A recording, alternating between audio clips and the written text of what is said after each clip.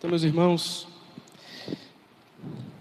vale a pena repetir, né? Nosso aviso de sempre: o Padre Diego, durante toda a Santa Missa, está aqui no confessionário ao lado, atendendo às confissões, tá bem? Meus irmãos, esse evangelho da mulher samaritana que se encontra com Jesus, um evangelho tão conhecido por nós, né? Que frequentamos a igreja com assiduidade. E o que eu acho interessante nele, uma das coisas que me chama a atenção nele, é o fato que às vezes passa despercebido a maioria de nós, né? Não que eu seja muito esperto, mas é porque eu estava lendo sobre isso e me chamou a atenção. Jesus, ele chega cansado, se senta na beira de um poço e pede água para a mulher, para se refrescar, para matar a sua sede. Nós não podemos nos esquecer nunca, meus irmãos, quem é Jesus. Quando se diz nas Escrituras, quando nós escutamos que Jesus estava cansado e precisava de água para se refrescar, nós devemos nos lembrar: Jesus é Deus. Portanto, quando se diz que Jesus estava cansado, se pode dizer: Deus estava cansado. Deus queria descansar. Ele queria água para se refrescar. E por que o Senhor acha isso tão importante, Padre? E por que isso chama a atenção do Senhor? Porque Deus é perfeito, Deus é imutável, Deus é eterno. Que conversa é essa que Deus sente sede, que Deus se cansa? Pois bem, meus irmãos, o nosso Deus é assim. O nosso Deus é próximo a nós. O nosso Deus conhece as nossas necessidades, porque Ele quis se fazer homem e passar pela vida humana, por todas as experiências que eu e você passamos.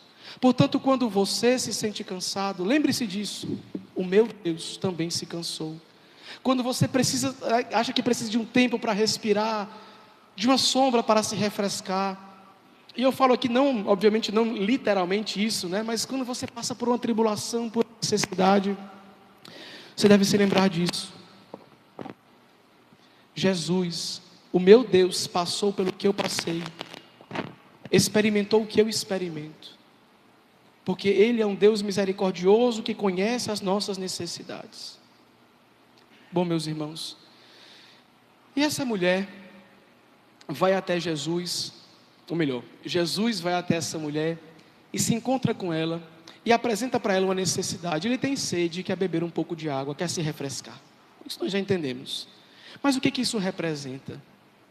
Assim que Jesus diz isso, a mulher tem uma preocupação: como é que o Senhor vem aqui para o poço e não traz um balde? Eu acho isso até divertido, sabe? Quando eu leio isso aqui, eu tenho vontade de achar graça. Porque a preocupação dessa mulher está desse balde, né? O homem está ali cansado, conversando com ela. Por que você não traz o seu balde para tomar água? Como é que você vai tomar se não tem balde? Por quê, meus irmãos? Por que eu quero chamar a atenção a isso? Porque muitas vezes nós, meus irmãos, somos presos a essas necessidades primárias, materiais. Nós enxergamos a um palmo da nossa frente. Ela estava diante daquele que daqui a pouco vai dizer, pode providenciar para ela água viva, que quem dela bebe nunca mais terá sede. Mas mesmo assim ela não entende. Pois me diga quem é esse, que eu quero ir atrás desse, para eu também nunca mais ter sede, para eu não ter que voltar aqui nesse poço. Ela só consegue enxergar o que é material. Ela não tem uma vida espiritual, ela é meramente carnal, essa mulher. E a igreja nos coloca como primeira leitura essa passagem extraída do livro do Êxodo, quando o povo estava no deserto. Vamos lembrar, o povo antes de estar no deserto estava onde? Estava no Egito. O que estava acontecendo com eles? Além deles estarem sofrendo penas, né, e carga de trabalho altíssimas, os bebezinhos dos judeus estavam sendo mortos por ordem do faraó. Eles tinham uma vida miserável, de trabalho, opressão, escravidão, e os seus filhos não lhes era permitido criá-los. Vocês lembram a história de Moisés? Que a mãe de Moisés teve o menino, colocou ele dentro de uma cestinha, lançou no rio para não matarem ele. Pronto. Por que ela fez isso? Porque se ela tivesse continuado criando o menino, ia chegar, sei lá, os soldados do faraó, não sei como é que é o termo correto, ia matar. Por quê? Porque o faraó queria. Pois pronto, Deus libertou o povo dessa escravidão. Fez maravilhas para tirá-lo de lá, aquelas 10 pragas. Abriu o mar vermelho. combateu contra o exército do faraó, que vinha com todos os seus carros, cavalos, cavaleiros armados. E o povo de Israel só tinha mesmo as cambito para correr. Deus os fez vencer. Abre o mar vermelho e eles passam. Mas quão rapidamente o povo se esquece disso. Aqui, meus irmãos, eles já estão loucos, porque têm sede. Era melhor nós termos ficado lá no Egito, porque lá nós tínhamos água para beber, para nós e nossos animais. No livro dos Números, capítulo 11, versículo 5, diz assim, o povo de Israel mais uma vez se maldizendo: nós nos lembramos do Egito, lá pelo menos nós tínhamos peixe, pepinos, verduras, cebolas, alhos para comer. O povo se esquece muito rápido, meus irmãos, das maravilhas que Deus realiza nas suas vidas. Sim, lá eles tinham água para beber, para si e para os seus animais. Eles tinham pepinos, cebolas, alhos, verduras, peixes para comerem. Mas eram escravos do faraó. E Deus os havia libertado dessa escravidão. E eles sentem saudade do Egito, da água do Nilo e das cebolas que lá lhes serviam para comer. Muitas vezes somos nós assim, meus irmãos. Nós vivemos esse tipo de vida, presa nesse mundo, querendo satisfazer as necessidades atuais. O que é que eu tenho que fazer agora, para que eu tenha prazer? Quanto mais dinheiro eu quero ganhar? Qual é o próximo lote de terra que eu vou comprar? Quantas cabeças de gado eu vou negociar? Qual é a próxima festa que eu vou frequentar? Qual é a próxima caixa de cerveja que eu vou comprar? Agora, já, para ontem. Qual é a minha necessidade atual? Nós vemos como máquinas ou como animais. Mesmo Deus tendo nos libertado dessa vida meramente carnal e nos tornado seres espirituais, com a possibilidade, com a abertura de irmos para o céu, nós queremos a vida aqui, o prazer aqui, a glória aqui, o próximo diploma, o status mais alto, agora. O que eu posso alcançar agora? Depois eu penso em Deus, depois eu penso no céu. O mais importante é o que eu posso fazer agora, para mim, para o meu conforto, para o meu prazer, pelo meu reconhecimento público. Nós somos como esse povo do Egito, nós somos como essa mulher samaritana, que vivia para o prazer, tivera 5 maridos, mas nenhum era dela, nenhum que ela tinha atualmente. Mas ela ainda não tinha entendido qual era a sua real necessidade, o que de verdade ela precisava. E Jesus pacientemente e respeitosamente vai se apresentando para ela. Porque é assim que Ele faz com cada um de nós, meus irmãos. Jesus nosso Senhor. Vejam que coisa bonita.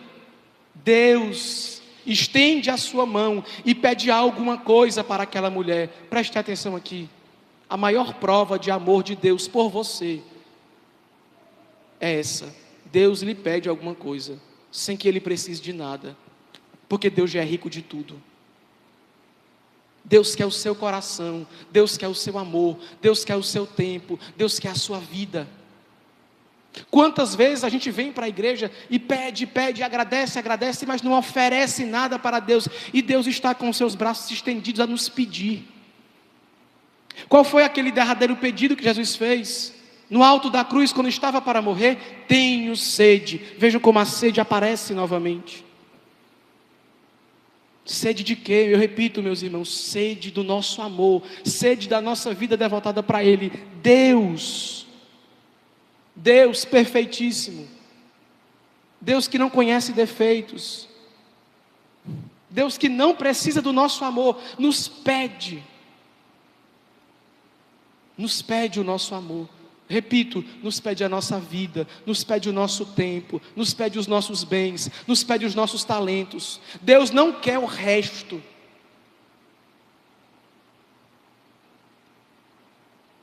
Por quê, meus irmãos? Porque nós nos tornamos aquilo que nós amamos. O amor nos coloca no patamar, no nível do que amamos. E se nós amamos a Deus, nós temos a estatura de Deus, o tamanho de Deus.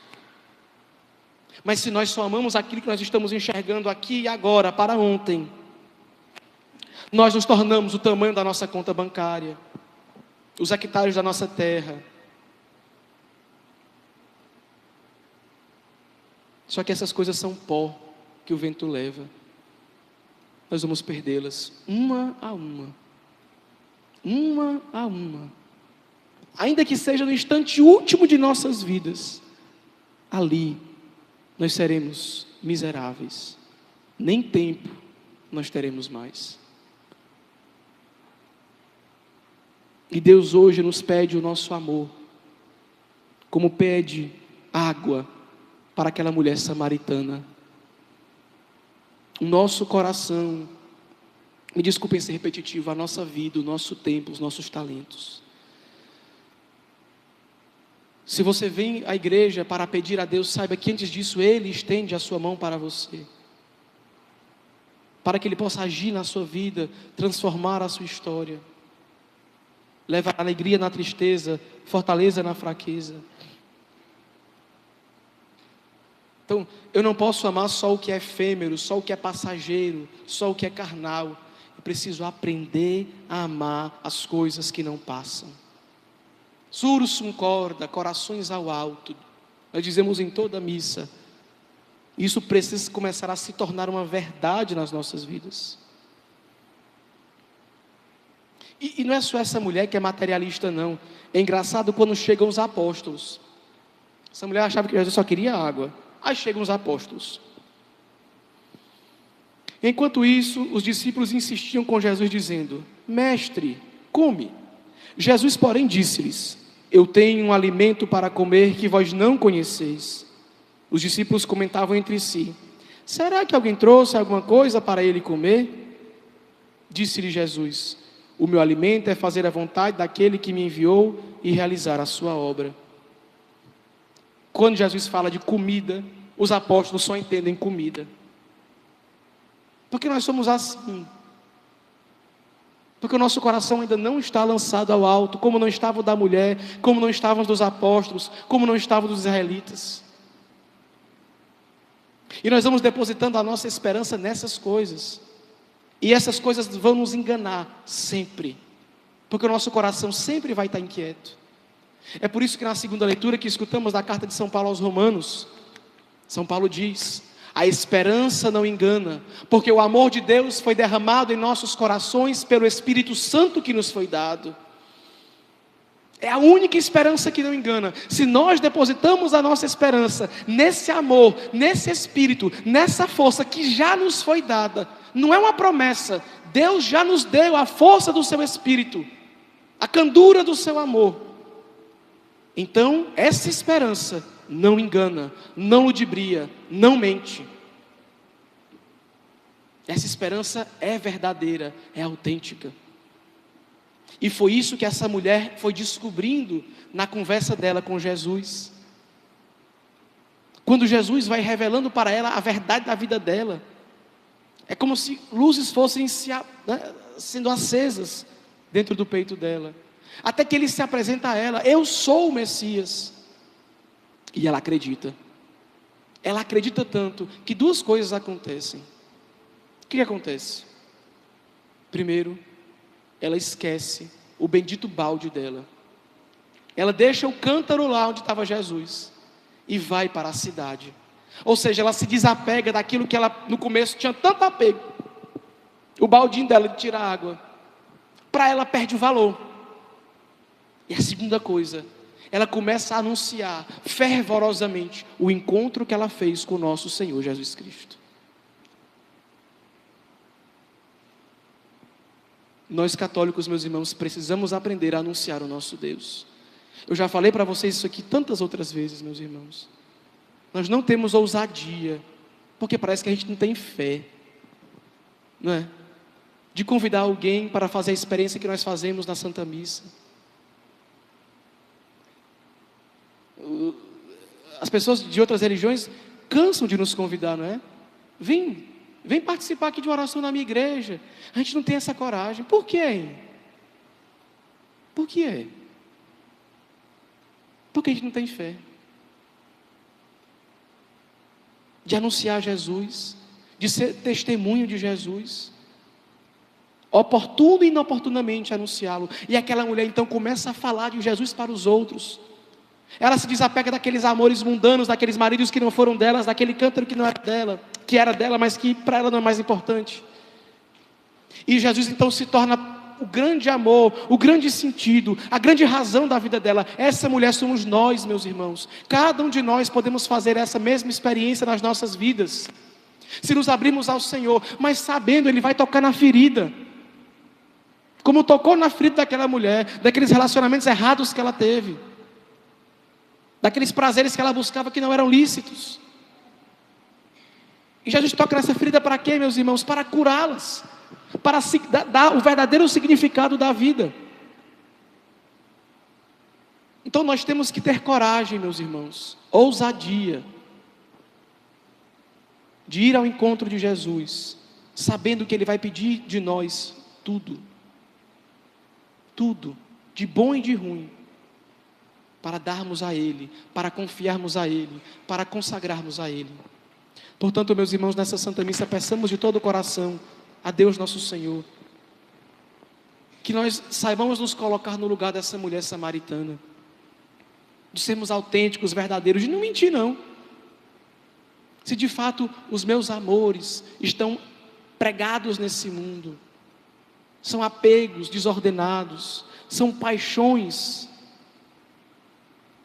secas, sem valor, que Deus nosso Senhor nos ajude a nos libertar de tudo isso, e que de fato Ele passe a ser o nosso maior amor, o nosso talvez único amor, e a partir dele amarmos as outras pessoas, nos entregarmos a elas, sermos capazes de anunciar esse Jesus que nós experimentamos, que nós sabemos que é bom, que é vida, que é verdade, que é força, que é essa água viva que jorra e que nunca me deixa sentir sede, porque sempre está comigo, porque sempre me acompanha, porque nunca me abandona, porque reconhece, porque sabe das minhas necessidades e quer saciá-las.